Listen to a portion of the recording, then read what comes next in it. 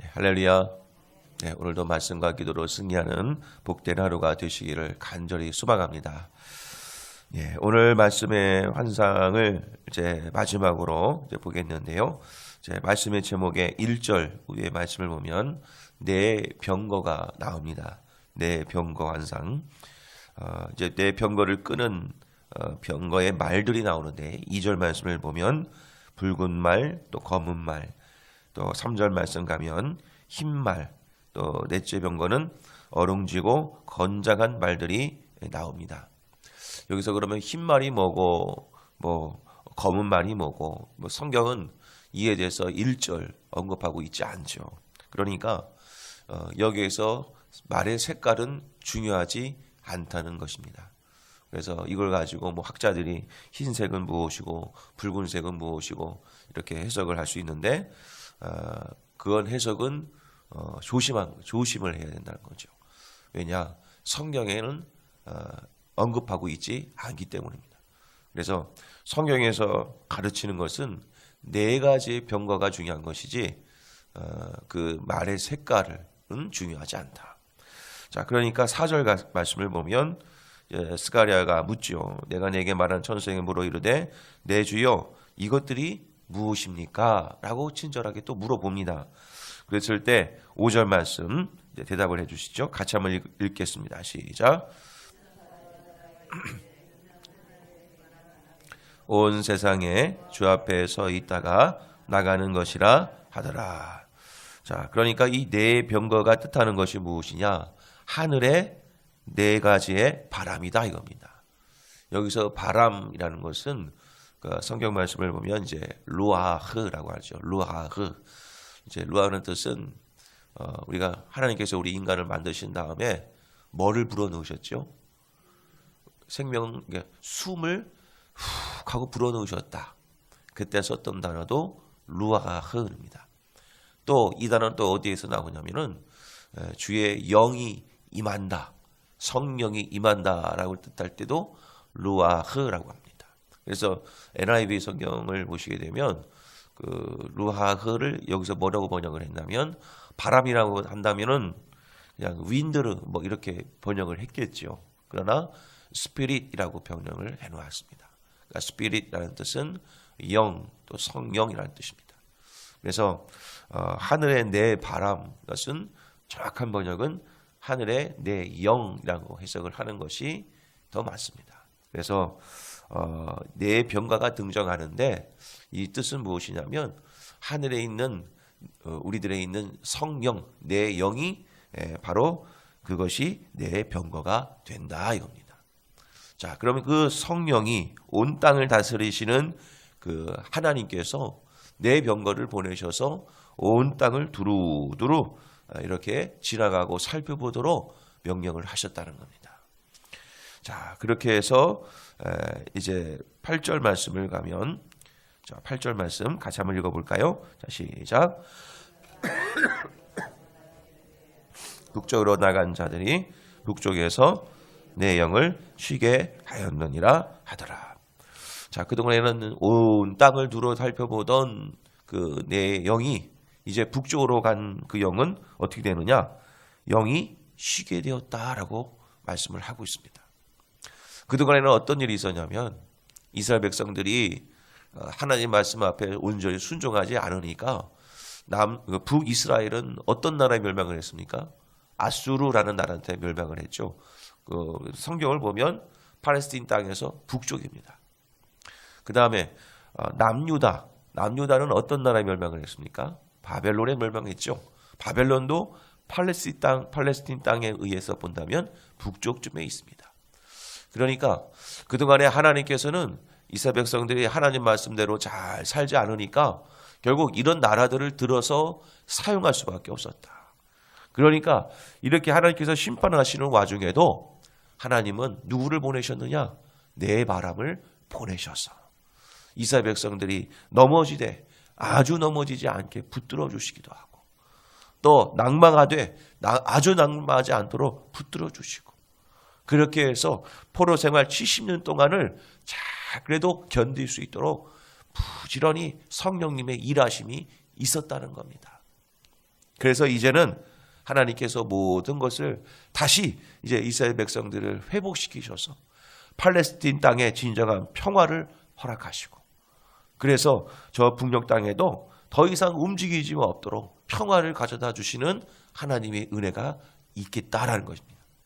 그러니까 이제는 하나님의 평안이, 하나님의 평강이 임하니까 굳이 성령님이 부지런히 일해서 뭐 할 일이 없으신 거죠.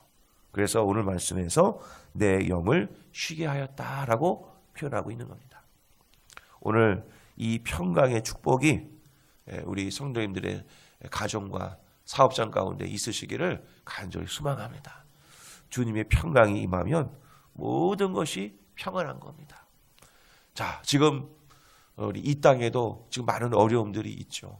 저 북녘 땅에도 지금 뭐 한미 뭐 여러 가지 훈련을 하고 있고, 뭐 사상 많은 전투기들이 이 땅에 와서 위협적인 전쟁 연습을 하고, 또 중국에서도 촉각을 곤두 세우면서 여러 가지 압력을 넣기도 하고, 자, 이런 상황 가운데 하나님이 지금 부지런히 성령을 보내셔서 역사하고 계심을 믿으시기를 바랍니다.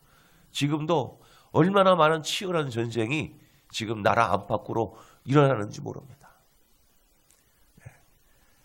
저를 위해서 이제 기도해 주시는 이제 전도사님 한 분도 계시지만, 그분도 지금 이제 나라 민족을 위해서 이제 구국기도 하시는 분들인데 연락할 틈이 없습니다.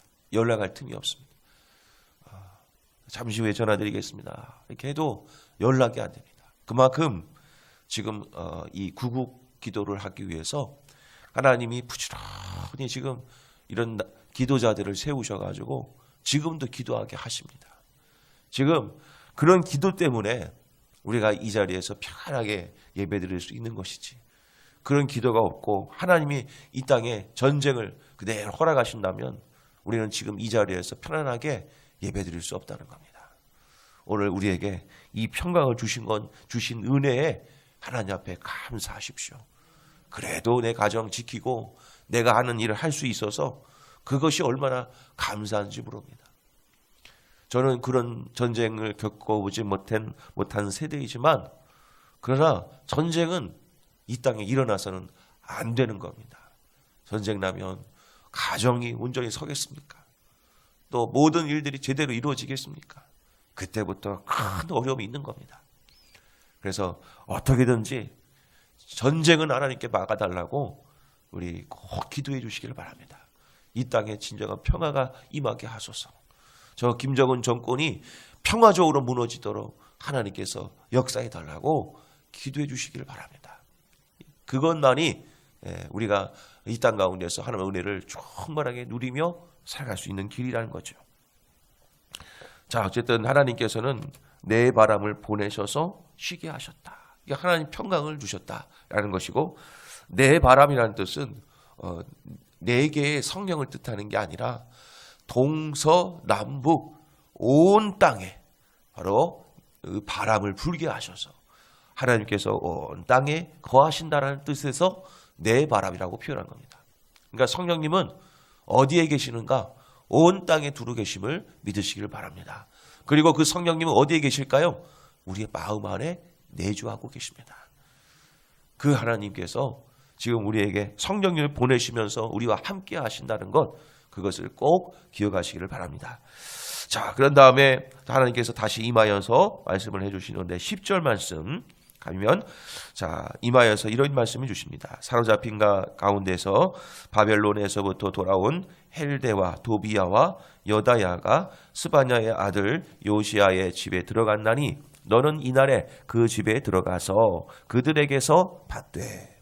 자, 요 인물들은 누구느냐? 뭐 구체적으로 성경을 언급하고 있지는 않지만 분명한 것은 바벨론 포로에서 살다가 다시 고향 팔레스틴으로 돌아온 사람들 중에 한 사람이라는 거죠. 자, 그들에게서 뭘 하냐? 뭘 받아라 이겁니다. 뭘 받아라? 뭘 받느냐? 11절. 뭐를 받느냐?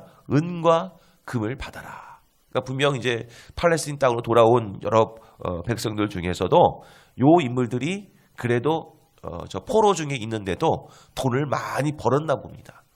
포로 생활을 하면서도. 자, 그 돌아온 그 사람들에게서 은과 금을 많이 받아라. 그리고 나서 뭘 만드느냐? 면류관을 만들어서 여호사닥의 아들 대제사장 여호수아의 머리에 씌워라 이겁니다. 자, 이 얘기는 좀 잘 들으셔야 됩니다. 자, 그것을 가지고 면류관을 만들어 대제사장 여호수아의 머리에 이제는 씌워라 이겁니다. 면류관 하면 누가 쓰는 거죠? 면류관 하면 왕이 쓰는 겁니다. 왕이 면류관을 씁니다. 그러면 면류관은 왕이 쓰는데 누구에게 그것을 머리에 씌우느냐? 대제사장 여호수아의 머리에 씌워라. 자, 그러니까 대제사장의 여호수아는 무슨 역할을 하는 거느냐? 두 가지 역할을 하게 되는 거죠. 첫 번째는 왕의 역할, 두 번째는 대제사장의 역할. 그러니까 이것은 무엇을 예표하는 거겠습니까? 앞으로 이 땅의 진정한 평강의 왕이요, 그리고 우리의 모든 대제사장이신 예수 그리스도를 예표하는 본문의 말씀인 겁니다. 이 땅의 진정한 평화와 평강은 바로 예수님으로부터 임하게 될 것이다. 만왕의 왕으로, 그리고 대제사장으로 이 땅에 오셔서 하나님의 나라를, 이 나라를 진정으로 다스리실 것이다. 그것을 예표하고 있는 본문의 말씀입니다. 그러니까 12절 말씀을 가면 이렇게 표현하는 거죠. 12절 같이 읽겠습니다. 시작. 만군의 여호와께서 이같이 말씀하시되 보라, 싹이라 이름하는 사람이 자기 곳에서 돋아나서 여호와의 전을 건축하리라. 자, 그러니까 말씀하시되 보라, 싹이라 이름하는 사람이 자기 곳에 돋아나서 여호와의 전을 건축하리라. 자, 싹이라고 하는 사람이 점점점 돋아나서, 자, 그것이 결국에는 여호와의 전을 건축하겠다. 바로 그분이 누구십니까? 예수 그리스도. 그래서 이사야서 말씀 보면 제가 읽겠습니다. 이사야서 11장 말씀 보면 이새의 줄기에서 한 싹이 나며 그 뿌리에서 한 가지가 나서 결실할 것이요, 그의 위에 여호와의 영 곧 지혜와 총명의 영이요 모략과 재능의 영이요 지식과 여호와를 경외하는 영이 강림하시리니 그가 여호와를 경외함으로 즐거움을 삼을 것이며 그의 눈에 보이는 대로 심판하지 아니하며 그의 귀에 들리는 대로 판단하지 아니하며 공의로 가난한 자를 심판하며 정직으로 세상의 겸손한 자를 판단할 것이며 그의 입의 막대기로 세상을 치며 그의 입술의 기운으로 악인을 죽일 것이며 공의로 그의 허리띠를 삼으며 성실로 그의 몸에 띠를 삼으리라. 이새의 줄기에서 한 싹이 나서 결국 이 세상 나라를 다스릴 것이다. 바로 그 싹은 누구시겠습니까? 이새의 줄기에서 나신 예수 그리스도를 예표하는 것이죠. 그러므로 이 땅의 진정한 평화는 언제 임하는가? 예수님이 임하시면 평화가 임하는 줄 믿으시길 바랍니다. 그러므로 우리의 마음의 평강과 평화는 언제 이루어지는가? 예수 그리스도께서 내 안에 계시면 평강과 평안이 임하는 줄 믿으시기를 바랍니다. 예수님을 나의 주인으로 확실하게 모시십시오. 예수님을 나의 주인으로 확실하게 삼으십시오. 그래야 평강이 있고 평안이 있는 겁니다. 예수님이 나의 주인이 되지 않으시면 반드시 근심 걱정이 있는 겁니다. 그래서 요한복음 14장 1절에도 곧 나를 믿으라, 근심하지 말고 나를 믿으라 라고 되어 있습니다. 예수 그리스도를 온전히 믿지 아니하면 근심하게 되어 있습니다. 내 삶을 돌아보십시오. 근심이 있으십니까? 걱정이 있으십니까? 앞날에 대한 두려움이 있습니까? 그것은 다른 데 문제가 있는 게 아니라 믿지 않았습니다. 예수를 믿으면 평강의 왕이 내 안에 임하면 당연히 기쁠 수밖에 없죠. 두려움이 있을 수 없습니다. 그러므로 오늘하루 모든 것을 다스리시고 통치하시는 그 만왕의 왕 되신 예수 그리스도를 내 마음의 주인으로 잘 모시셔서 삼으셔서 내 마음속에 근심 걱정 떠나가고 평안이 임하시기를 간절히 소망합니다. 자, 그렇게 하려면 우리는 어떻게 되겠느냐? 마지막으로 15절 말씀 같이 한번 읽겠습니다. 시작. 먼데 사람들이 와서 여호와의 전을 건축하리니 만군의 여호와께서 나를 너희에게 보내신 줄을 너희가 알리라. 너희가 만일 너희의 하나님 여호와의 말씀을 들을진대 이같이 되리라. 아멘. 저는 이 말씀이 묵상하면서 개인적으로 많이 은혜가 되었습니다. 뭐냐? 여호와의 말씀을 들을진대 이같이 되리라, 이겁니다.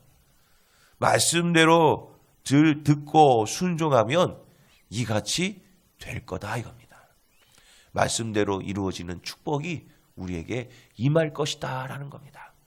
성도님 여러분, 누구의 말씀을 듣겠습니까? 세상 정치인들 말 듣겠습니까? 그리고 세상 나라의 왕의 말씀을 듣겠습니까? 그리고 나의 인생 선배의 말씀을 듣겠습니까? 그리고 내가 의지하고 있는 그런 어떤 세상의 가치관을 의지하시겠습니까? 그것들은 잠깐 나를 위로해주고 소망을 줄 수, 조그마한 소망을 줄 수 있을지 몰라도 그것은 완벽하지 않습니다. 환경이 변하고 세상이 변하면 그런 것들은 나를 외면할 것입니다.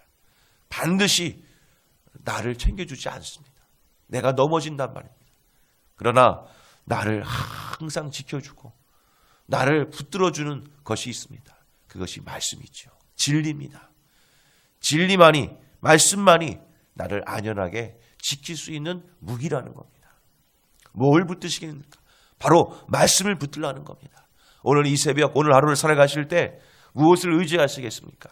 말씀 보십시오. 말씀대로 순종하십시오. 그러면 말씀대로 이루어질 줄 믿으시기를 바랍니다. 나는 너의 하나님 여호와다. 나는 너의 하나님 여호와다 라고 말씀해 주셨습니다. 하나님이 나를 이처럼 사랑해 주신다고 말씀해 주셨습니다. 그래서 예수 그리스도를 이 땅에 보내주셔서 그 사랑을 확증해 주셨습니다. 이 말씀을 보면 하나님이 나를 얼마큼 사랑하시는지 알 수 있지 않습니까? 세상의 사랑을 받지 마십시오. 하나님의 사랑 받으십시오. 그 사랑을 확인하십시오. 그래야 내가 오늘 하루를 사랑하는 겁니다. 성경의 하나 같은 메시지는 무엇입니까? 다 이겁니다. 하나님 사랑해라, 이겁니다.